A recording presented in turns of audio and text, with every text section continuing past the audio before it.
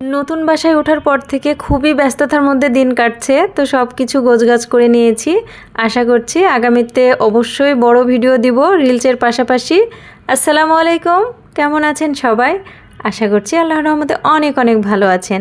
গতকাল রাতের কিছু ভাত বেঁচে গিয়েছিল, তো ভাবলাম ওটাই ভাজি করে সকালে নাস্তা করে নিই। তো ভাতগুলা ভেজে নিয়েছি, নাস্তা করে বাসার সমস্ত কাজ গুছিয়ে সব কাজ রেডি করে চলে এসেছি রান্নাবান্না করতে। তো একটু ক্ষুধা লেগেছিল, যার কারণে একটা আপেল বের করে খেয়ে নিলাম আর কাটাকাটিগুলো সেরে নিলাম। ভাত বসাতে এসে দেখি কারেন্ট নেই, তো যার কারণে চুলায় বসিয়ে দিয়েছি। আর আরেক চুলায় আমি মুরগি রান্না করব। আমার বেবি যেহেতু মুরগি খুবই পছন্দ করে, তো ওর জন্য মুরগিটা রান্না করে নিচ্ছি। তো সব কিছু কেটে কুটে নিয়ে রান্না করতে চলে এসেছি। প্রথমে পেঁয়াজ বেরেস্তা করে নিচ্ছি। আপনারা যারা আমার ভিডিও দেখেন তারা অবশ্যই জানেন আমরা প্রত্যেকটা ঝোল তরকারিতেই কিন্তু পেঁয়াজ বেরেস্তা দিই, যার কারণে প্রথমে পেঁয়াজ বেরেস্তা করে নিলাম। এদিকে ভাত কিছুক্ষণ হওয়ার পরেই দেখি কারেন্ট চলে এসেছে। ভাবলাম গ্যাস না ফুরিয়ে কারেন্টে দিয়ে দিই, আবারও রাইস কুকারে ভাতটা বসিয়ে দিয়েছি। তো এখন আমি মুরগিটা রান্না করে নেব। আবারও আমি কড়াইতে কিছুটা পরিমাণ পেঁয়াজ দিয়ে নিয়েছি, এটা বাদামি কালার হয়ে আসতেই এতে গরম মশলা দিয়ে দিয়েছি।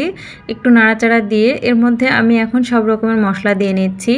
আদা রসুন বাটা, জিরে বাটা, হলুদের গুঁড়া, মরিচের গুঁড়া, ধনিয়া গুঁড়া, সব গুঁড়া মশলা দিয়ে মশলাটাকে সুন্দর করে একটু ভেজে নেব। তো আজকে প্রথমেই আমি পানি দিব না, আজকে মশলাটা ভেজে নিয়ে তার মধ্যে মাংস দিয়ে দিব। তো এভাবে রান্না করলে খুব সুন্দর একটা ফ্লেভার আসে। তো আজকে এভাবে আমি রান্না করছি। তো লবণ দিতে মনে ছিল না, একটু পরে আবার লবণ দিয়ে দিলাম। তো লবণ দিয়ে মশলাটা খুব সুন্দর করে কষিয়ে নিয়েছি। এখন আমি এর মধ্যে এই মাংসগুলো দিয়ে দিব। তো অনেক সময় আমি ভেজেও রান্না করি, তবে এভাবে রান্না করলেও অনেক বেশি মজার হয়। তো মাংসগুলো দিয়ে খুব ভালোভাবে কষিয়ে নেব। তো আজকের মাংসে ভেবেছিলাম আলু দিব না, তো আমার মেয়ে যখন আমি রান্নাটা বসিয়ে দিয়েছি তখন এসে বলছিল কি দিয়ে মাংস রান্না করছি।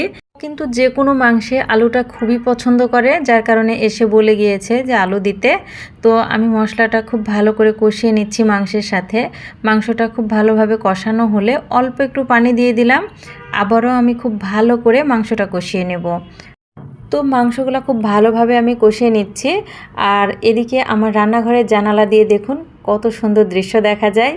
আর এই জানালাতে দাঁড়ালে কিন্তু খুব সুন্দর বাতাস লাগে, চারিদিকটা ফাঁকা একদম, অনেক সুন্দর লাগে। আমি মাঝে মাঝে কিন্তু রান্না করতে করতে এসে এখানে দাঁড়িয়ে থাকি। তো আজকে আপনাদের সাথে শেয়ার করলাম। এদিকে কিন্তু আমার রান্নাটাও প্রায় হয়ে এসেছে। আলু দিয়েছিলাম, সেটা স্কিপ হয়ে গেছে। তো আলু দিয়ে চিকেন কার কার পছন্দ অবশ্যই কিন্তু কমেন্টে জানাবেন। তো আলু কিন্তু অনেকটা ঝোল চুষে নেবে, তার কারণে আমি কিছুটা রেখেছি। আর এবার আমি পেঁয়াজ বেরেস্তাটা দিয়ে দিব। আমার ভাজা জিরার গুঁড়া শেষ হয়ে গেছে, যার কারণে দিতে পারলাম না। ওইটা দিলেও কিন্তু খুবই মজার হয় আর আমরা দিই। তো সবাই ভালো থাকবেন, সুস্থ থাকবেন আর আমার সাথেই থাকবেন। আল্লাহ হাফেজ।